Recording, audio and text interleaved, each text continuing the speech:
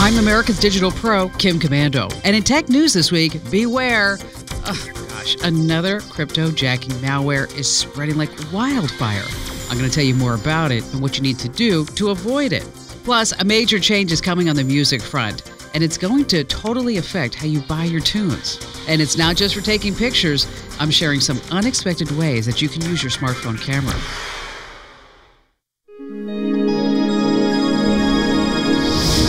Now, let's get the latest from the Komando.com news desk. Another Facebook hoax is making the rounds. Users are now being urged to copy and paste a message claiming that Facebook is going to limit the number of friends' status updates that you can see in your newsfeed. The limit will be 25. The message says that you can avoid Facebook choosing the people who read your post, and instead you can choose yourself who gets to read your post. In order to do that, your friends need to leave a quick comment, a hello sticker, or something to that effect so that they'll appear in your newsfeed. Users are then asked to copy and paste the message onto their newsfeed. Now, that's a lot of work, especially when you consider the entire message is a hoax. Facebook is not limiting the number of friends who can see your newsfeed. In fact, Facebook says that it ranks newsfeeds based on how relevant each post might be to you, but it's definitely not limiting the number to 25 of your friends. Of course, a hoax like this spreads rapidly. And while this one is not causing a lot of harm, the scammer eventually edits the post and adds something malicious, some kind of virus, after it gets a certain number of likes and shares. The hoax also gives the scammer the names of all the people who liked and shared, and it gives the scammer the names of people to trick out of information further down the road. The scammer might even send them malicious downloads directly. Now, if you see fake posts like this on your newsfeed, report it to Facebook. Whatever you do, don't do what it says. This way, you can help stop this hoax from spreading more widely. Well, it seems that we're not safe from hackers anywhere, even in the comforts of our own home. Smart TVs monitor a lot more of our viewing habits than most of us realize. Consumer Reports analyzed this and looked at smart TVs from Samsung, LG, Sony, TCL, and Vizio. And they found that all of them track what their owners watch. Samsung and TCL's branded Roku TV failed the basic security test. On these two brands, hackers were able to take complete control of the remote control of the televisions. They could change channels, they could run the volume up and down, they could even install new apps and play questionable content from YouTube. When the report was first released, Roku and Samsung promised to take a closer look at the issues and address them. But now Roku is saying Consumer Reports got it all wrong, and they insist there's no security risk with their products. All new smart TVs require the owner to set them up when they come out of the box. You have to answer certain questions and tell the television what you want it to do. If you don't want it monitoring your viewing habits, be sure to tell it so when you answer all those questions to set up the new product. And now Chrome users, be on the alert because hackers are here too with a new trick to freeze the Chrome browser. And what happens is that malicious ads, we have a name for it, malvertising, they've been sending people who click on them to a malicious website that begins rapidly downloading thousands of files. All these downloads overload the Chrome browser and cause it to freeze. And that's when the fun begins. A fake tech support message suddenly appears, and it tells you to call a Microsoft phone number. But that number is fake. Don't call the number. That's the scam. If you call, you'll be connected to the very scammers who froze your Chrome browser. And they're going to ask you for your credit card number so that they can, quote-unquote, fix the problem. Give it to them and you're ripped off. Oh, and most likely the scammers will also ask for remote access to your computer, which will allow them to install any number of malicious programs and steal anything on your computer. Bottom line, don't do it. This week on the Komando On Demand podcast, put your hearing skills to the test and take a trip through time as computers evolve through sound and audio. Kim talks to an expert in audio branding, and we walk you through the history of some of those sounds. Join us on the Komando On Demand podcast. It's free on the Komando app or on your favorite Android or Apple podcast player by searching Komando. This week, we received results from a new medical study, a clinical study, showing that the Apple Watch is successful in detecting diabetes in those previously diagnosed with the disease 85% of the time. The study used data from 14,000 Apple Watch users. The watch was able to detect that many of them had diabetes by using the watch's heart rate sensor. This is the first large-scale study that shows that ordinary heart rate sensors, when paired with an artificial intelligence-based algorithm, can identify diabetes without a patient having to prick their fingers to check their glucose levels. The Apple Watch is also able to detect an abnormal heart rhythm with up to 97% accuracy, sleep apnea with a 90% accuracy, and hypertension with an 82% accuracy. While we're on the subject of Apple, senators at the Capitol are slicing away at the Apple about its decision to slow performance on those older iPhones. Apple is responding by telling the United States Senate that it's considering giving rebates to some of the users who replaced their iPhone batteries before the replacement fees were cut by $50 last year. Apple says it also made an update last month in January to the operating system to address spontaneous shutdowns of some iPhone 6s devices. After running tests to see if the change reduced the shutdowns, the company said, "Thumbs up, it's all successful." We'll have more on Apple's iPhones, specifically the iPhone X, why it's generating a lot of user complaints. And we'll also tell you about fake Apple products and the latest about Apple Music. The value of cryptocurrencies continues to go down. Analysts predict the tumble has erased about $500 billion of market value in cryptocurrencies over the last month, and it's going to get a lot worse. Those who study this thing say that most digital currencies are unlikely to survive at all in their current form. That's right, if you're an investor, the coins you invested in could lose all their value when they're replaced by different and more secure cryptocurrencies. Financial experts agree that digital coins lack long-term staying power because of the slow transaction times, the high maintenance cost, and security challenges. And so far, any introduction of any kind of regulated Bitcoin futures has failed to address any of these problems. For the few who are left who really worry about privacy and big tech, it should come as no surprise that Facebook is instituting a kind of caste system. Kim Komando has all of this, plus more info on Best Buy no longer selling CDs. It's no longer debatable when people like me come on the air and flatly state that big technology knows more about you than you know about yourself. And now Facebook has patented a system to automatically tuck you into one of three class systems: working, middle, and upper class. And how did they get all this information about you? You gave it to them. That's the danger of an out-of-control big tech oligarchy. In the beginning, all the data collection seemed harmless, done to help society as a whole. Facebook's new patent asks everyone about their education. 20-somethings are asked how many internet devices they own. 30-somethings are asked if they own their own home. Facebook knows people don't like to talk about their income. So based on the websites you visit, together with everything else they have on you, they'll simply categorize you on their own. And bingo, it's an instant Facebook caste system. Go ahead, just try and climb from one level to the other and see where that gets you. You have to be around 50 years old to remember the excitement of bringing that first-generation CD music player into your home. Beginning in 1982, those shiny discs changed everything, and they've managed to survive until now. Kim Komando with your Wednesday Consumer Tech Update. The long, steady decline of music CDs began with the short life of the MP3 file sharing service called Napster. The music quality of an ordinary MP3 file is okay, but not as good as a compact disc.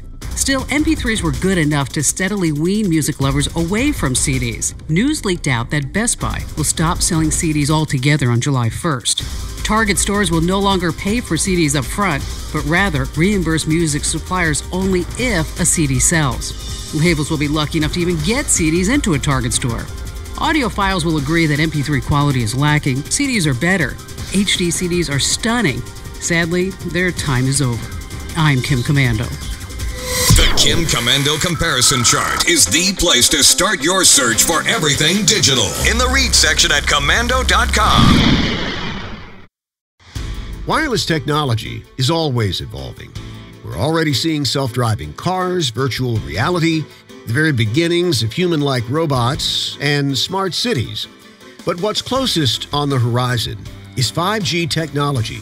A team of researchers in London is looking at a futuristic use for 5G technology, including everything from music to medicine.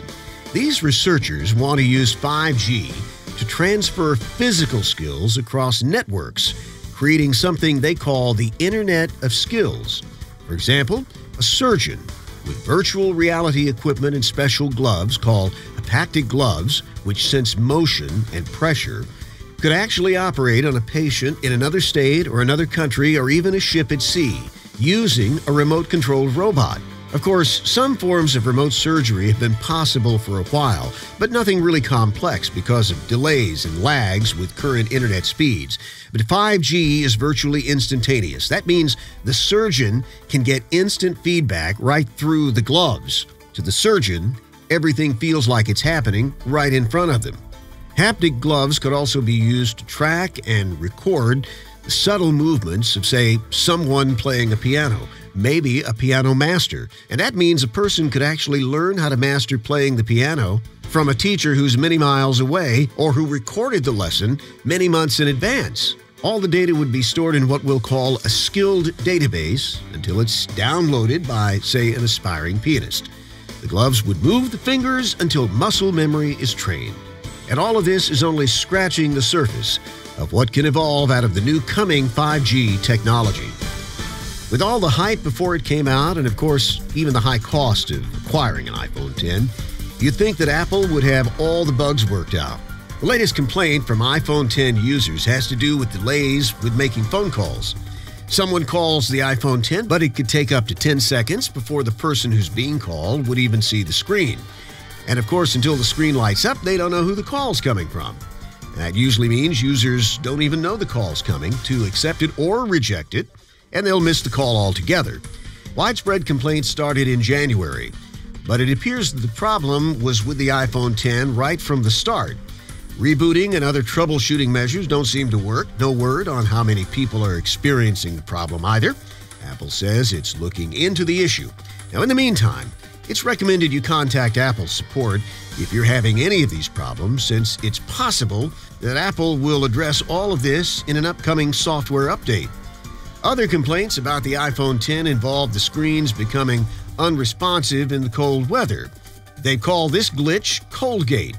And another little glitch involves a green line that appears on the phone screen. And now we're hearing that Apple might stop production on the iPhone 10 altogether by this summer if sales don't improve. Everyone should know that counterfeit products are everywhere. A man here in the United States, a Chinese national, has just pled guilty to flooding the United States with fake Apple products. He received payments of more than $1 million for selling cheap counterfeit iPhones. Only they weren't cheap to the customer.